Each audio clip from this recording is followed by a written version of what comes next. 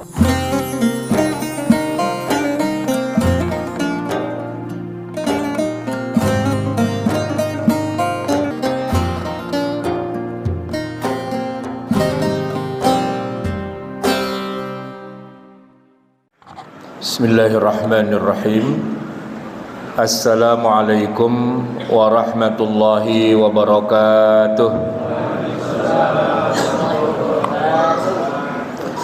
Alhamdulillah alladzi bi ni'matihi tatimmus shalihat.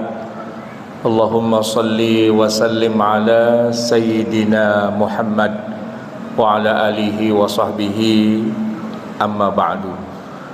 Jamaah hadirin yang dirahmati Allah, tema yang akan kita bahas sebentar ini sampai jam 8 ya, kita akan membahas tentang Al-Quran, yang mana di dalam bulan Ramadan memang disebutkan Al-Quran itu diturunkan. Tapi saya harus klarifikasi. Sebenarnya kalau dikatakan Quran turun bulan Ramadan, ini ada dua pengertian. Yang pertama, turun dalam arti sekaligus semuanya, tapi bukan turun ke bumi. Turunnya ke langit. Dari mana? Min indillah, dari sisi Allah ke langit. Langit yang pertama. Nah, itulah yang disebut dengan Lailatul Qadar.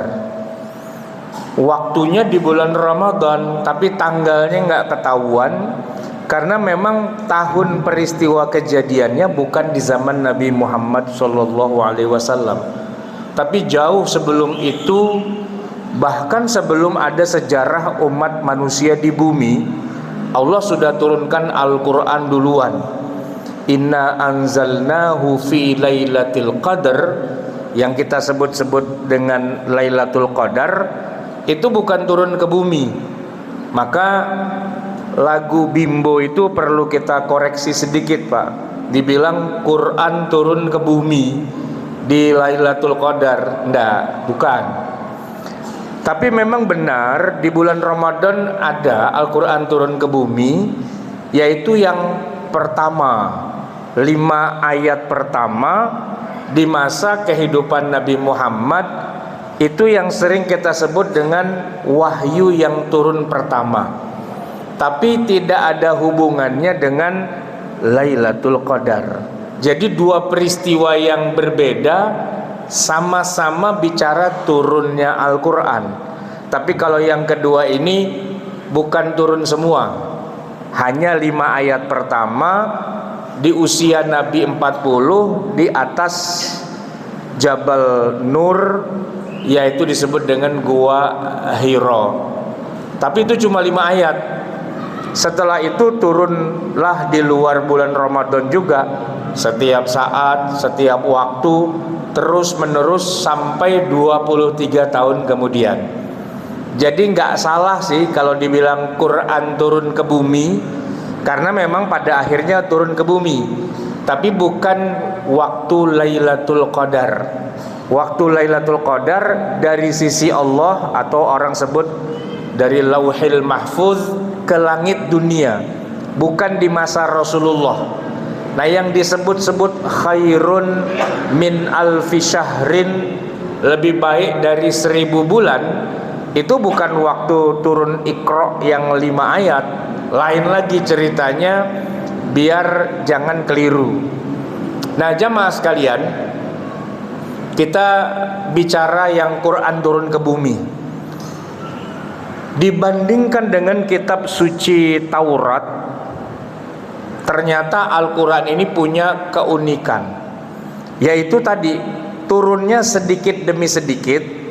Tapi memang kalau dijumlahkan totalnya lebih besar dan lebih banyak Al-Quran dibandingkan dengan Taurat.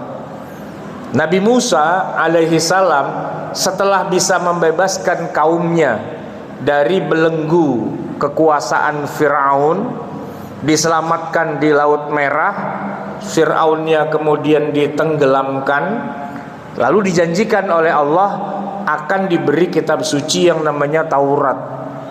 Nah, pada saat itulah Nabi Musa diberi syarat, kalau mau dapat Taurat, kamu harus munajat dulu di atas Gunung Tursina selama 40 malam, arba'ina lailatan. Maka kemudian Nabi Musa mengajak murid-murid terbaiknya. Ada 70 orang murid terbaik ikut rame-rame naik ke atas bukit Tursina itu, bermunajat. Kemudian turunlah Taurat. Nah, saat itu ada kemiripan ya dengan Al-Quran, turun sekaligus Taurat itu. Cuma turun sekaligus itu ya, kalau Quran turunnya dari Lauhil Mahfuz ke langit dunia, nah ini Taurat langsung ke bumi, ke atas bukit Tursina itu, dan sekaligus dalam bentuk tulisan, tapi bahasanya bukan bahasa Arab, karena Nabi Musa dan kaumnya itu kan orang-orang Hebrew, orang-orang Yahudi ya. Jadi bahasa yang digunakan adalah bahasa Ibrani ya, Al-Abriyah. Turun dalam tulisan teks Taurat. Turunlah Nabi Musa bawa Taurat itu bersama dengan 70 muridnya, digotong gitu Pak, rame-rame. Tertulisnya di atas lauh. Lauh itu batu yang pipih yang tertulis dalam bahasa Ibrani, turun ke bumi, turun ke bawah. Nah, disitulah Nabi Musa marah-marah karena melihat kaumnya lagi menyembah patung anak sapi. Dibantingnya Tauratnya itu, ya kan? Saking marahnya dia melihat mereka banyak yang sudah melakukan ya hal-hal yang syirik, menyembah patung anak sapi dan seterusnya. Tertulis dalam bahasa Ibrani dan 70 yang bawa itu Pak. Nah, kalau Al-Quran beda Pak. Al-Quran itu turunnya tidak di atas gunung, kecuali yang pertama saja, waktu Nabi lagi di Gua Hiro, 5 ayat. Setelah itu turunnya nggak di gunung, Nabi nggak perlu naik-naik ke atas dan nggak perlu bawa sahabat begitu banyak, karena yang turun itu bukan teks, bukan batu, tapi suara. Dalam bahasa Arab, kelas sastra yang tidak tertandingi. Turunlah dalam kehidupan Nabi setiap hari. Nabi lagi sholat, turun ayat. Nabi lagi makan, turun ayat. Nabi lagi bersama keluarga, turun ayat. Lagi perang, lagi di pasar, lagi di kebun, lagi di mana-mana Pak, turun ayat itu dalam keseharian. Dan hampir setiap ayat itu ada interkoneksi dengan kejadian yang sedang dialami oleh Nabi. Misalnya Pak, para sahabat bertanya, ya Rasulullah, Anda kan pernah diajak terbang ke langit Isra Mi'raj, ke langit Pak. Nah, pada nanya begini, itu yang namanya bulan ya, kok kadang-kadang dia bulan sabit, kadang-kadang penuh, kadang-kadang separoh, kok bisa berubah-berubah gitu? Kira-kira ada apa ya dengan bulan itu ya, berubah-berubah gitu Pak. Kan mereka pikir Nabi kan pernah ke langit, pasti tahu tuh bulan kenapa bisa berubah-berubah. Yas'alunaka 'anil ahillah. Mereka bertanya kepadamu wahai Muhammad tentang hilal, bulan sabit. Kok bisa berubah-berubah itu bulan? Kalau yang lain kan nggak berubah Pak, matahari nggak berubah, bintang nggak, bulan tuh kenapa bolak-balik tuh, ya kan? Nah, ternyata Nabi kan nggak tahu juga jawabannya. Lagian walaupun dia pernah terbang ke langit, tapi kan nggak ngurusin bulan. Nah, dijawablah oleh Allah, Qul hiya mawaqitu linnas, dan jawablah itu adalah tanda waktu bagi manusia. Jadi waktu untuk menentukan awal bulan ya, untuk ibadah haji dan sebagainya. Tidak dijawab oleh Allah tentang bagaimana proses bulan sabit itu berubah-berubah. Tapi dijawab, cuman jawabannya dialihkan. Udah nggak usah nanya-nanya yang begitu, ya nggak penting juga gitu. Kadang-kadang Nabi ditanya tentang satu masalah yang belum ada jawabannya di Quran, seperti Perang Badar, Pak. Lagi perang asik-asik gitu ya. Nabi tiba-tiba melihat fenomena yang unik.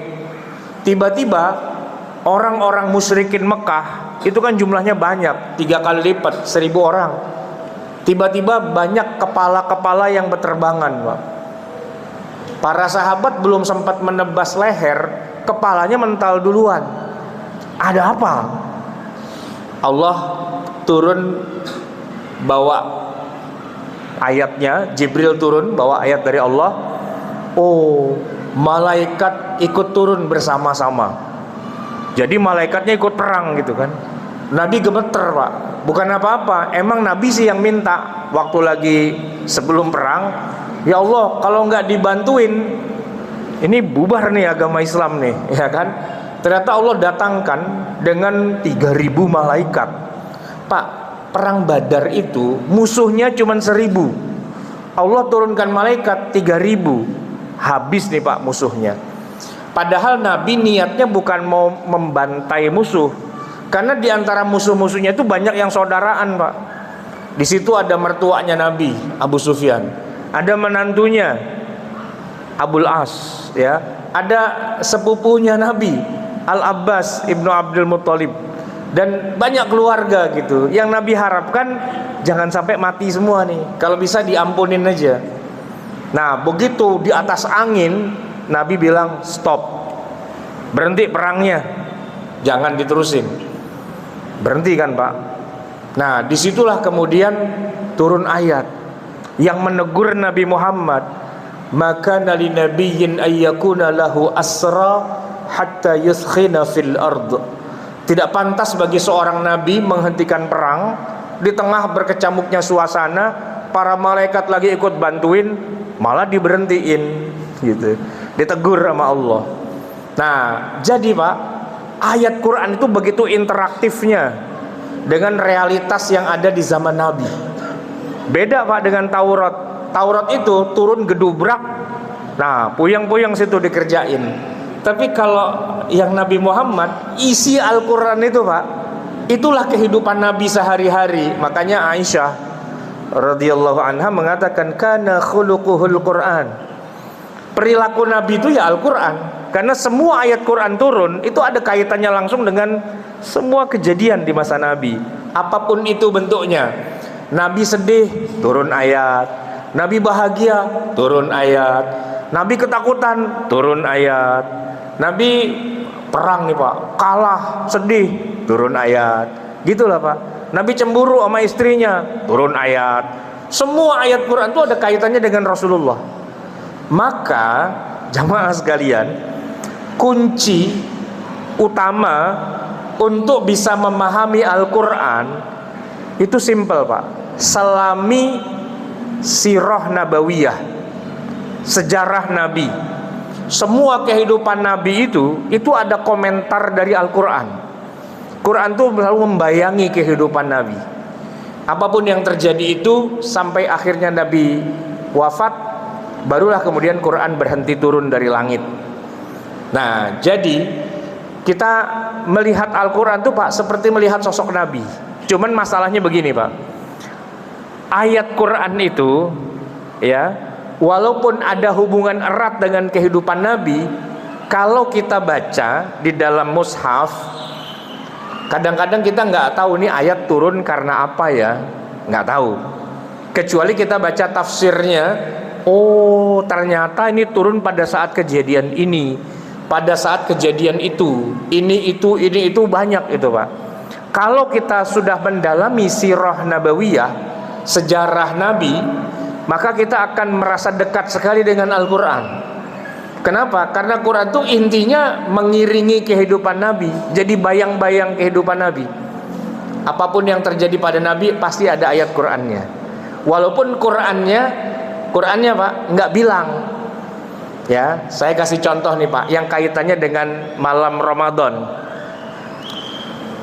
Awalnya puasa kita ini Pak, ketika diwajibkan di zaman Nabi, itu mulainya bukan ba'da subuh, bukan sejak azan subuh Pak, tapi mulai puasa itu setelah berbuka. maghrib berbuka, selesai berbuka langsung mulai puasa lagi. Aslinya begitu Pak sebelumnya. Lalu turunlah ayat surat Al-Baqarah ayat 187. Uhilla lakum lailatas siyamir rafathu ila nisaikum. Itu Pak ada kejadiannya. Ada dua kejadian. Yang pertama, seorang sahabat sore-sore setelah dia bekerja seharian di ladang kurma, mau buka puasa nih Pak. Ini udah puasa hampir 23 jam. Karena mulainya bukan tadi subuh, mulainya kemarin habis buka langsung puasa. Ini udah hampir 23 jam. Dikit lagi maghrib. Dia pulang ke rumahnya, siap-siap mau buka. Rupanya bininya Pak kagak masak. Jadi begitu dia mau makan kagak ada yang bisa dimakan. Bininya ketakutan. Tungguin bang. Nih saya terjemahkan ke dalam bahasa Betawi biar enak Pak ya. Tungguin bang, dikit lagi. Saya ke depan dulu nyari takjil gitu kira-kira, ya kan? Emang di zaman Nabi ada takjil? Kagak ada sih ya. Kita baru Pak makan kolak, ya kan, makan biji salak. Nabi enggak lah, makannya korma gitulah. Dia nyari. Begitu bininya pulang neng-teng makanan, ya suaminya udah tertidur Pak. Saking laparnya, saking capeknya ketiduran. Itu Pak, begitu dibangunin udah nggak bisa berbuka. Kenapa? Udah masuk waktu puasa berikutnya. Jadi dia puasa 2 hari 2 malam Pak. Hari kedua udah tepar itu. Berat banget ya kan. Kejadian yang pertama. Nah kejadian yang kedua terjadi pada Umar bin Khattab radhiyallahu an. Kalau urusan perut Pak, Umar itu kuat. Karena fisiknya emang hebat. Tapi yang dia nggak kuat satu lagi tuh Pak. Kan orang puasa kan bukan cuma nggak boleh makan minum, tapi juga nggak boleh hubungan suami istri. Nah, yang ini Pak susah Pak, gitu ya. Iman boleh kuat, Imron itu yang susah diatur tuh Pak, ya kan? Jadi tuh bininya diberi juga tuh Pak malam itu, udah kagak tahan, ya kan? Orang tiap malam puasa itu Pak, udah berapa hari nih begitu kan? Masa buka puasa dengan begituan? Ya buka puasa makan minum. Begitu saya makan minum mulain puasa lagi. Ya kapan begituannya? Umar udah nggak tahan Pak. Itu voltasenya udah 220 volt itu ya kan. Udah nggak tahan, akhirnya tuh bini diberi juga malam itu tuh Pak, ya kan. Begitu terlampiaskan baru sadar. Ya Allah, dosa banget nih kita puasa-puasa begituan. Bukannya malam. Ya waktu itu malam masih wajib puasa Pak. Datanglah Umar tergopoh-gopoh kepada Nabi, nangis-nangis. Ya saya mau dah ya Rasul, diapain aja kayak dah bodoh gitu kan. Baru juga Nabi mau jawab, Quran turun Pak. Jibril bawa ayat, yaitu Uhilla lakum lailatas siyamir rafathu ila nisaikum. Telah dihalalkan buat kamu di malam puasa berhubungan dengan istrimu. Kata Umar, weh mantap juga nih ayat, ya kan? Padahal dia nangis-nangis ke situ Pak. Turun ayat itu, diterusin Pak. Hunna libasul lakum wa antum libasul lahun. Alimallah, Allah tahu. Annakum kuntum takhtanuna anfusakum, bahwa kamu baru saja berkhianat pada dirimu. Berkhianat Pak, orang dia melanggar kok. Fataba alaikum wa afa ankum. Allah sudah terima taubatmu dan Allah sudah maafkan. Umar langsung mantap ini, ya kan? Nggak dosa ternyata karena sudah dimaafkan. Bahkan masih terus Jibril menyampaikan, fal'ana bashiruhun. Maka sekarang bashiruhunna, setubuhi istrimu itu. Wah, Umar langsung pamit, ya Rasul pulang dah sekarang saya, udah aman. Sampai di rumah tanyain sama bininya, gimana bang, kita diapain? Dihukum suruh puasa 2 bulan berturut-turut, apa suruh bebasin budak, apa ngasih makan 60 fakir miskin? Enggak. Lah kok bisa enggak? Tuh ayat baru turun, dibacain sama Umar ke bininya Pak. Bacain, pas nyampe kata-kata wal ana bashiruhunna, ya, wabtaghu ma kataballahu lakum, kata bininya, oh ya udah nyok kita terusin lagi tuh Pak. Ya itu sih dari saya aja komentarnya Pak ya, nggak tahu diterusin apa enggak, karena udah aman. Tapi begitulah kehidupan Nabi dan para sahabat tuh interaktif banget dengan Quran. Apa yang terjadi itu sering banget Umar udah bilang duluan, ternyata ayatnya turun gitu Pak. Para sahabat itu begitu juga. Jadi orang yang paling ngerti dengan Quran itu ya Rasulullah dan para sahabat gitu. Nah kalau kita yang terpaut jarak 14 abad pengen nafsirin Quran, pengen tahu isi Quran, baca sirah nabawiyah, baca kisah-kisah para sahabat, karena di saat mereka hidup itulah Al-Quran turun. Jadi kalau ditanya siapakah orang paling mengerti isi Al-Quran, pertama Rasulullah, yang kedua ya para sahabat. Orang kisah sahabat itu ada di dalam Al-Quran. Ada nama sahabat bernama Zaid, disebutkan falamma qada Zaidum minha wa tara zawwajnakaha. Zaid langsung kaget, wah nama saya disebut di Quran. Gila Pak, 14 abad kemudian kita baca di ayat itu ada nama Zaid. Zaid hidungnya kembang kempes tuh Pak, nama saya ada di Quran gitu. Tapi itu sebagai yang bagus Pak ya, jangan mentang-mentang ada di Quran langsung bagus, enggak juga. Nah kalau Firaun kan nggak bagus. Firaun boleh bangga, nama saya ada di Quran gitu kan, tapi dia kagak sadar-sadar juga Pak ya kan. Nah maka kita harus tahu ini di Quran ini apa kejadiannya. Tapi begini Pak, ada teman saya seorang pengusaha, dia ini Pak pengen banget bikin sebuah komplek perumahan Islami. Jadi dia bikin itu Pak, apa namanya, komplek itu jalan, nama jalan-jalannya itu Pak pakai nama-nama Quran. Jadi yang paling utama tuh, yang paling besar tuh namanya Jalan Al-Fatihah gitu Pak. Laku itu Pak.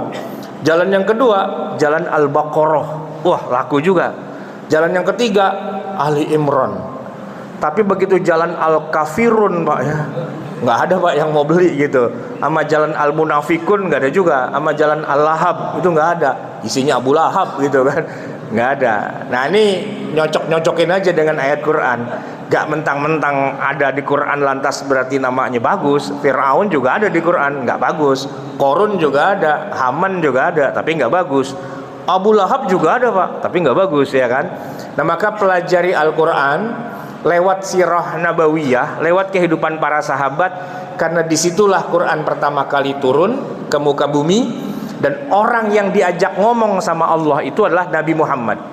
Kalau Allah bilang qul, katakan, itu Pak dalam terjemahan ada tulisan hai Muhammad. Yang diajak ngomong Nabi Muhammad. Jadi kalau ada percakapan antara Allah dengan Nabi Muhammad, siapakah yang paling tahu isi percakapannya dan maunya apa? Ya tanya Nabi Muhammad, orang dia yang ngomong sama Allah. Masa kita yang tahu? Enggak. Kita tanya sama Nabi, ya Rasul, itu isinya maksudnya gimana tuh ayat? Kan gitu. Atau tanya pada para sahabat, karena mereka pelaku, mereka saksi, mereka orang yang terlibat dengan turunnya Al-Quran itu. Ya bergaullah dengan para sahabat, tanya. Nah jadi sumber penafsiran kita itu ada 3 Pak. Pertama Rasulullah, yang kedua para sahabat, yang ketiga muridnya para sahabat, yaitu para tabi'in. Nah itu Pak, semua tercantum di dalam hadis-hadis Nabi yang disusun kitab hadisnya, salah satunya oleh Al-Imam Ibnu Jarir At-Tabari yang disebut dengan kitab tafsir Tabari. Isinya semua penjelasan tentang ayat Al-Quran yang disusun berdasarkan urut-urutan yang ada di mushaf. Nah sumber tafsir kita itu Pak, kitab-kitabnya para sahabat, para tabi'in dan murid-muridnya, karena mereka kumpulkan tuh keterangan dan penjelasan dari setiap ayat yang turun. Nah jangan bicara kembali ke Al-Quran kalau belum tahu ceritanya. Jangan bicara hidup saya bersama Quran. Bersama Quran yang mana lo ngarang sendiri, nerjemahin sendiri, nafsirin sendiri, padahal ayatnya bukan ke situ maksudnya Pak. Nah ini banyak nih Pak zaman sekarang juru tafsirin aja, padahal nggak tahu ceritanya ayat itu gimana. Itu pentingnya kita belajar sirah nabawiyah dan juga sirah para sahabat untuk bisa memahami isi Al-Quran. Sudah jam 8 malam, waktunya kita salat tarawih. semoga bermanfaat. Mohon maaf atas segala kekurangan dan kesalahan. Aqulu qauli hadza wa astaghfirullahal azim li wa lakum. Wabillahi taufiq wal hidayah wal afu minkum. Assalamualaikum warahmatullahi wabarakatuh.